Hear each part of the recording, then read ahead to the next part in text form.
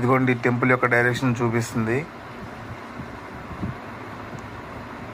ఇదే తిరుమల్పూర్ విలేజ్. కాంచీపురం నుండి కరెక్ట్గా ఎగ్జాక్ట్గా 12 కిలోమీటర్స్ దూరంలో ఉంది. చెప్పాను కదా, లోకల్ ట్రైన్ ద్వారా చాలా ఈజీగా మనం ఈ టెంపుల్ని రీచ్ అవ్వచ్చు.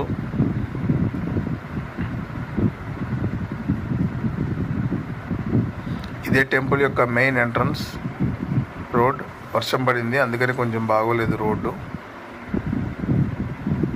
అదిగోండి కనపడుతుంది కదా షెడ్ కింద ఉన్నారు. వారాహి అమ్మ టెంపుల్ క్లోజ్ చేసి ఉంది. 1:30 అయింది. సో అందుకని టెంపుల్ క్లోజ్ చేశారు.